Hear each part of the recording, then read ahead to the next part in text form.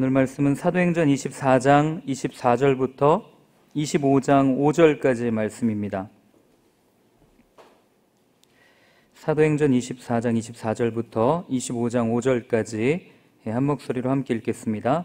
수일 후에 벨릭스가 그 아내 유대 여자 드루실라와 함께 와서 바울을 불러 그리스도 예수 믿는 도를 듣거늘 바울이 의와 절제와 장차 오는 심판을 강론하니 벨릭스가 두려워하여 대답하되 지금은 가라 내가 틈이 있으면 너를 부르리라 하고 동시에 또 바울에게서 돈을 받을까 바라는 고로 더 자주 불러 같이 이야기하더라. 이태가 지난 후 보르기오 베스토가 벨릭스의 소임을 이어받으니 벨릭스가 유대인의 마음을 얻고자 하여 바울을 구류하여 두니라.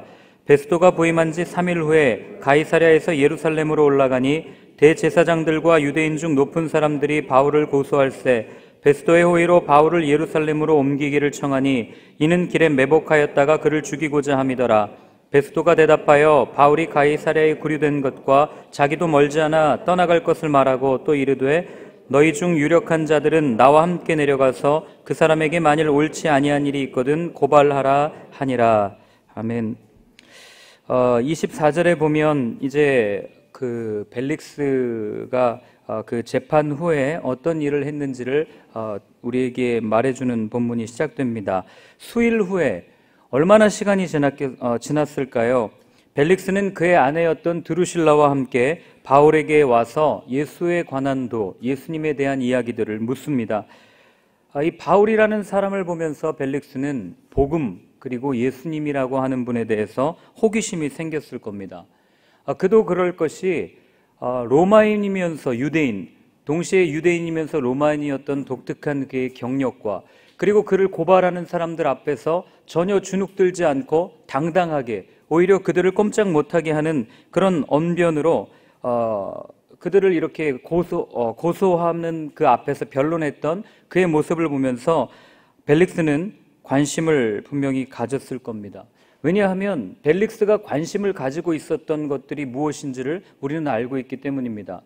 벨릭스가 무엇에 관심을 가졌습니까? 그는 자신의 야망과 그리고 목적을 위해 수단을 가리지 않는 그의 삶의 모습들 그리고 자기의 자리를 지키는 것에 관심이 있었기 때문에 바울에게서 보았던 바울의 능력, 바울의 언변은 그의 관심을 끌기에 충분했고 그랬기 때문에 그는 바울과 친하게 지내고 싶었을 것입니다. 만약에 그가 정말 복음에 관심이 있었다면 그는 오늘 본문에 있는 것처럼 이렇게 행동해서는 안 됩니다. 우리 25절과 26절을 한번 같이 읽겠습니다. 바울이 의와 절제와 장차 오는 심판을 강론하니 벨릭스가 두려워하여 대답하되 지금은 가라 내가 틈이 있으면 너를 부르리라 하고 동시에 또 바울에게서 돈을 받을까 바라는 고로 더 자주 불러 같이 이야기하더라. 오늘 어떻게 됩니까? 그 복음을 들었을 때 벨릭스가 보인 반응은 두 가지입니다. 먼저는 내가 틈이 있으면 너를 부르겠다 이렇게 이야기합니다. 이 말은 이런 얘기죠. 지금은 내가 조금 바쁘니까 내가 조금 여유가 있을 때 당신을 불러서 다시 한번 듣겠습니다. 이렇게 고백하는 것들을 보게 되고요. 그 다음에 또 한 가지는 돈을 받을까 바라는 거로 라고 이렇게 표현하고 있습니다. 아마 벨릭스는 알고 있었을 거예요. 바울이 여러 선교 여행을 다니면서 많은 그리스도인들로부터 헌금을 받아서 그 헌금을 가지고 많은 교회들을 구제했다는 것을 알았을 것이고 그리고 바울 스스로가 밝혔듯이 내가 예루살렘에 온 목적은 예루살렘 교회를 구제하기 위함이다라고 밝혔던 것처럼 벨릭스가 바울을 볼 때 그렇게 생각했을 겁니다. 이 사람은 그리스도인들을 잘 선동해서 돈을 끌어모을 수 있는 능력이 있는 사람이구나. 더 나아가서 이 사람과 친하게 지내고 이 사람을 잘 다독이면 나의 정치 자금을 대줄 수 있는 능력을 가지고 있는 사람이구나 하는 마음에 바울에게서 복음 듣기를 원한 겁니다. 두 가지 동기 모두 복음을 자신의 목적을 이루기 위한 수단으로 삼고자 하는 그의 의도가 여실히 드러나는 겁니다. 여러분, 복음이 우리의 목적이 돼야지 우리의 목적을 위해 복음을 이용하는 것은요 우상 숭배와 다름이 없습니다. 그런데 우리 안에 있는 종교성이 하고 싶어하는 우리 안에 있는 그 열망이 때로는 끊임없이 성취하고자 하는 욕구가 이 주객을 전도시켜버릴 때가 얼마나 많은지 모릅니다. 하나님 앞에 시간을 내어드리자라고 수없이 설교했지만 그러나 하나님 앞에 시간을 내어드리는 것이 얼마나 어려운 것인지 저는 잘 알고 있습니다. 몇 해 전에 휴가를 갔을 때입니다. 주일이었습니다. 예배를 드려야 되는데 예배를 드릴 수 있는 장소적 여건도 시간적 여건도 되지 못했습니다. 그래서 예배를 잠깐 쉬었습니다. 한번 쉬었습니다. 그때 아내가 제 머리를 때리는 말을 했습니다. 이렇게 얘기합니다. 시간을 내어서 하나님께 따로 시간을 구별해서 드린다는 것이 얼마나 어려운 건지 모르겠다. 습관적으로 주일에 예배를 드렸던 건 아닐까? 당신이 목사이기 때문에 주일날 마치 직장에 출근하듯이 나가서 주일에 그렇게 교회에서 섬겼고 그렇게 했지만, 그러나 아무도 보는 사람이 없을 때, 아무런 제약이 없을 때 내 것을, 내 시간을, 내 재물을 떼어서 하나님 앞에 드린다는 것이 얼마나 어려운 것인지, 그런 이야기를 하는 것들을 들으면서 제가 많은 생각을 하게 되었습니다.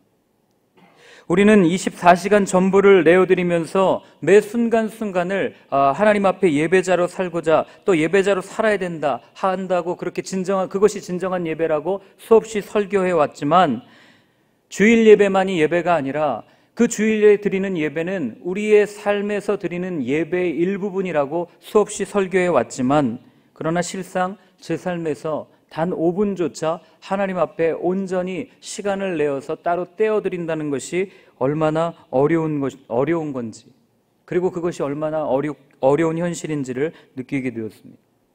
오늘날 현대인의 삶을 한번 보십시오. 얼마나 바쁩니까?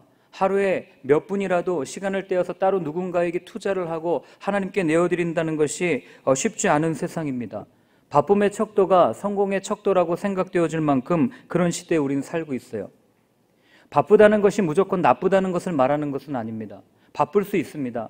그러나 오늘 한번 생각해 보자 하는 것은, 그 바쁨 가운데 그 바쁨이라고 하는 나의 모든 일상을 전부 하나님께 내어드릴 수 있는가? 나의 삶은 정말 하나님 안에 온전히 거하고 있는가 하는 것입니다. 우리는 쉽지 않다는 이유로 쉽게 타협합니다. 내가 바쁘니까 조금 한가해지면 예수님을 따르겠다라고 그렇게 이야기하고, 그것이 합리적인 생각이라고 생각하지만, 그러나 그런 타협들이, 그런 생각들이 우리를 한 걸음씩 멸망의 문으로 인도하는 것들을 보게 됩니다. 하나님이 우선이 되지 않는 내 삶은 결국 내 자신을 위해서 쌓아가는 바벨탑일 뿐이기 때문에 그렇습니다. 그렇기 때문에 내 삶에 맺혀지는 열매는 늘 탐욕의 열매, 욕망의 열매, 그리고 사망의 열매가 맺히는 겁니다. 우리가 벨릭스를 보면서 벨릭스를 비판하지만, 그렇게 비판하는 벨릭스의 삶이 우리의 삶과 별로 다를 바가 없는 것들을 봅니다. 이런 마음으로 살아가는 벨릭스에게, 그리고 이렇게 바쁘다는 핑계로 하나님을 뒷전으로 미루고 내 것을 우선으로 생각하는 우리에게 바울은 어떤 말씀을 전해줍니까? 오늘 우리가 읽은 25절 상반절을 보면 이렇게 되어 있습니다. 바울이 의와 절제와 장차 오는 심판을 강론했다라고 표현하고 있습니다. 강론했다는 것은요, 가가지고 조근조근 차근차근 이야기했다는 그런 어감을 가진 단어가 아닙니다. 그 앞에 가서 논쟁하듯이 철저하게 따지면서 그렇게 강하게 이야기한 것을 성경은 이야기해 줍니다. 바울이 무엇에 대해서 얘기했습니까? 의와 절제와 심판에 대해서 얘기했습니다. 여러분, 이게 아무것도 아닌 것 같지만요, 지금 그 앞에 있는 건 벨릭스와 드루실라라는 여인입니다. 이 사람들 앞에서 의와 절제와 심판을 이야기했다는 것은, 여러분, 우리가 왜 상처 났을 때 여기에다가 그 맨소레담 같은 거 보면 어떻게 돼요? 엄청 따갑지 않습니까? 그것과 마찬가지로 지금 바울은 벨릭스와 드루실라의 치부를 건드리고 있는 겁니다. 상처를 더 꼬집고 있는 거예요. 그렇게 아픈 데를 건드리면서 이야기하고 있는 겁니다. 벨릭스가 얼마나 불의한 사람이었어요. 오로지 자기 자신만을 위해서 살던 그 사람 앞에서 의에 대해서 이야기한 겁니다. 또한 벨릭스도 그랬지만 드루실라는 어떻습니까? 벨릭스도 그랬고 똑같은 사람이에요. 결혼한 지 얼마 되지 않았습니다. 14살, 15살에 결혼을 했을 텐데, 그렇게 결혼하고 나서 이 벨릭스라고 하는 사람이 마술사 또는 마법사라고 하는 당시에 이 술사를 보내가지고 이 여인을 계속해서 꼬셔요. 그래가지고 벨릭스와 다시 결혼한 지 몇 년 뒤에 그것을 갈아엎고 다시 벨릭스와 결혼하는 여인이 드루실라입니다. 자기의 정욕을 위해서, 불륜으로 시작된 결혼, 욕망을 채우기 위해서. 물을 부어도 채워지지 않는 항아리처럼 어떤 것으로 채워도 채워지지 않는 것이 욕심인데, 그 욕심으로 시작된 이들의 삶의 그 단면 앞에서 바울은 오늘 절제를 이야기하고 있는 겁니다. 그리고 그렇게 살면은 심판이 있을 것입니다 라고 분명하게 전한 겁니다. 여러분, 보통은요, 우리가 높은 사람들 앞에서 이야기하거나 무언가를 전할 때는 좋은 이야기를 전해줍니다. 위로하는 이야기들을 전해줘요. 사람들의 귀에 듣기 좋은 이야기를 전할 때가 많습니다. 일례로 국가조찬기도회에 가서 설교하는 목사가 대통령이 앞에 앉아 있는데 그 앞에서 대놓고 당신이 이렇게 살면 나라가 멸망합니다. 당신 지금 무릎 꿇고 회개해야 됩니다. 당신은 엎드려서 기도해야 됩니다. 나라 꼴이 말이 아닙니다 라고 쉽게 이야기할 수 있는 목회자가 몇 명이나 있겠습니까? 그런데 오늘 바울은 그 당시에 총독이라고 하는 최고의 권력에 있었던 그 권력자 앞에서 전혀 주눅들지 않고 눈치 보지 않고 오히려 그 사람들이 처했던 현실을 정확하게 이야기하는 것들을 보게 됩니다. 바울은 벨릭스라고 하는 사람을 살리기 위해서, 그의 영혼을 건져내기 위해서 그가 처해 있는 현실을 직시할 수 있도록 도와준 겁니다. 상대가 어떤 상태에 있는지, 그리고 어떻게 해야 그 죄를 바라볼 수 있는지, 그리고 그 죄인의 정체성을 깨닫고 예수 그리스도의 십자가 앞에 나올 수 있는지를 알았던 사람이 바울이었어요. 그렇기 때문에 그는 가서 눈치 보지 않고 떳떳하게 예수 그리스도의 십자가의 복음, 의와 절제와 심판에 대해서 이야기할 수 있었던 겁니다. 바울이 벨릭스가 무엇을 원하는지 몰랐겠습니까? 알았을 거라고 생각이 됩니다. 그럼에도 불구하고 그는 벨릭스가 원하는 것을 이야기하지 않습니다. 벨릭스가 원하는 것을 주지 않아요. 마치 베드로와 요한이 길을 갈 때 성전 민문 앞에 앉아있던 구걸하던 그 앉은뱅이가 베드로와 요한에게 무엇을 원하는지 알았지만 베드로가 당당하게 외칩니다. 내가 은과 금은 없지만 내게 있는 이것을 내게 주노니 나사렛 예수 그리스도의 이름으로 일어나 걸어라. 이것과 마찬가지로 바울은 알고 있었던 거예요. 이 사람을 어떻게 해야 살릴 수 있는가? 이 사람이 원하는 것을 주는 것이 아니라 이 사람이 어떤 현실에 처해 있는지를 정확하게 알고 그 십자가 앞에 그의 실존을 세우고 싶어 했던 그 바울의 모습이 오늘 그대로 드러나는 겁니다. 바울이 그 뒤에 벨릭스가 원하는 것을 주었겠습니까? 주지 않았다는 것을 우리는 압니다. 어떻게 합니까? 바울이 2년 동안 구금되어 있었습니다. 만약에 벨릭스가 원하는 것을 주었다면 벨릭스는 바울을 구금하지 않았을 겁니다. 오히려 자기 옆에 두고 자기를 도와서 어떻게 하면 나의 정치적 의도를 위해서 잘 활용할 수 있을까를 고민했지 그렇게 구금하지는 않았을 것이기 때문에 그렇습니다. 그렇게 복음을 전했을 때 오늘 벨릭스는 어떤 반응을 보입니까? 27절을 한번 같이 읽겠습니다. 이태가 지낸 후 보르기오 베스토가 벨릭스의 소임을 이어받으니 벨릭스가 유대인의 마음을 얻고자 하여 바울을 구류하여 두니라. 여전히 유대인의 마음을 얻고자 자기 자신의 그 어떤 정치적 기반을 다지고자 했던 벨릭스의 모습을 우리는 보게 됩니다. 그래서 말씀이 어디에 떨어지느냐가 참 중요한 것 같습니다. 여러분들의 마음이 길가나 바위나 가시떨기가 아니라 좋은 밭에 떨어지는 그런 말씀이 되기를 간절히 기도합니다. 그리고 나서 이제 신임 총독이 다시 부임합니다. 25장 1절부터 5절까지를 같이 읽겠습니다. 베스토가 부임한 지 3일 후에 가이사랴에서 예루살렘으로 올라가니 대제사장들과 유대인 중 높은 사람들이 바울을 고소할세 베스토의 호의로 바울을 예루살렘으로 옮기기를 청하니 이는 길에 매복하였다가 그를 죽이고자 함이더라. 베스토가 대답하되 바울이 가이사랴에 구류된 것과 자기도 멀지 않아 떠나갈 것을 말하고 또 이르되 너희 중 유력한 자들은 나와 함께 내려가서 그 사람에게 만일 옳지 아니한 일이 있거든 고발하라 하니라. 신임 총독 베스토가 부임했습니다. 부임하고 3일 후에 이 베스토가 이제 예루살렘으로 올라가게 됩니다. 급한 것일 수도 있고 또는 잘해야 되겠다는 의욕이 앞선 것일 수도 있고 또는 성실했다는 것을 말해주는 것일 수도 있어요. 어쨌든 베스토가 올라갑니다. 그때 누가 나옵니까? 대제사장들과 신분이 높은 사람들이 나와서 무엇을 얘기합니까? 다시 바울을 고소하는 일들을 하게 됩니다. 우리가 이 본문을 읽으면서 그런 생각할 수 있어요. 대제사장은 원래 유대 민족 중에 한 명 아닙니까? 죽어야 그 아들이나 또 누군가 계승해서 이어져 가는데 오늘 본문은 대제사장들이라고 표현하고 있습니다. 이 대제사장들이라고 표현하고 있는 이 단어 자체가 이들이 그렇도록 자기들이 말하는 그 정통성이 허구였다는 것을 우리에게 말해줍니다. 당신은 분봉왕이 바뀔 때마다 또는 그 분봉왕이 자신의 정치적 욕구에 따라서 그 자신의 기호에 맞는 대제사장들을 세웠던 것을 우리는 알고 있습니다. 아론의 후손으로 죽어야만 계승되는 그 대제사장이 아니라 사람의 입맛에 맞게 대제사장을 세우니 한 세대에도 여러 명의 대제사장이 있을 수 있는 거예요.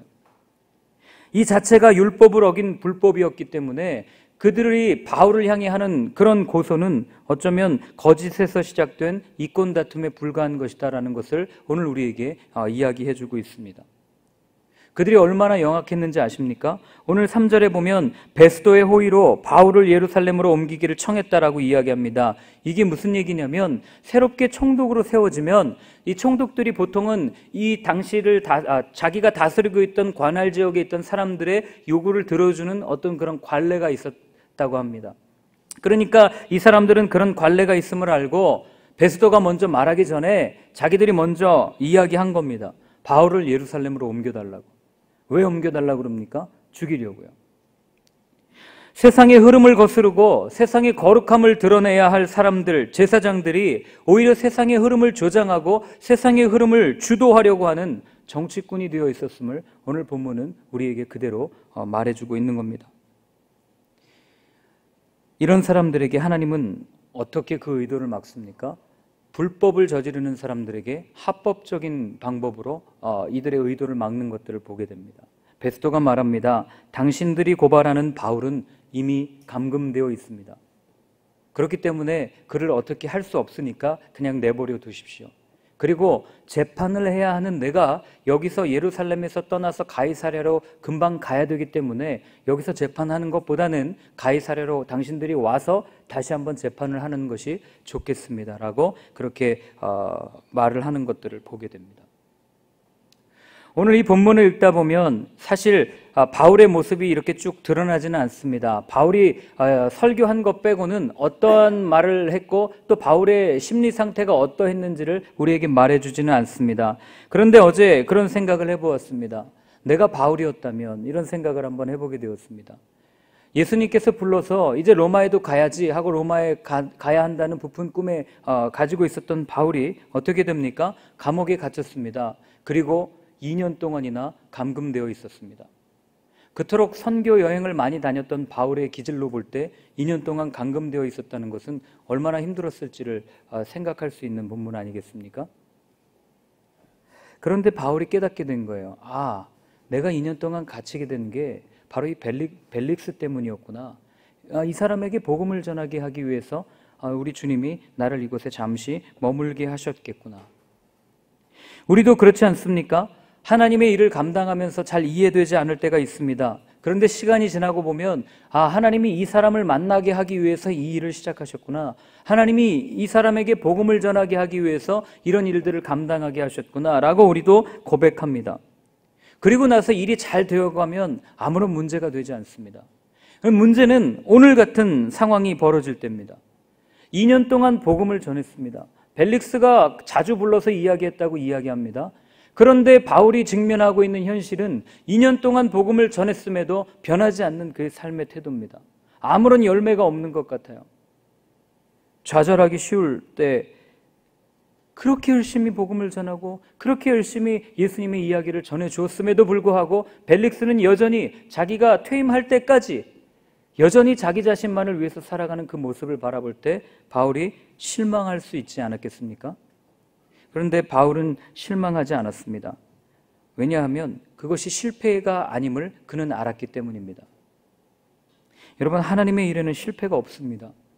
하나님은 절대 실수하는 분이 아니시기 때문에 그렇습니다. 바울이 이것을 알았어요. 그렇기 때문에 그는 고린도전서에 그렇게 얘기합니다. 내가 씨를 뿌리지만 이것을 자라게 하시고 거두게 하시는 분은 하나님이시기 때문에 우리는 그냥 맡겨진 사명대로 일하고 상을 받는 거야 라고 말하는 것이 아니겠습니까?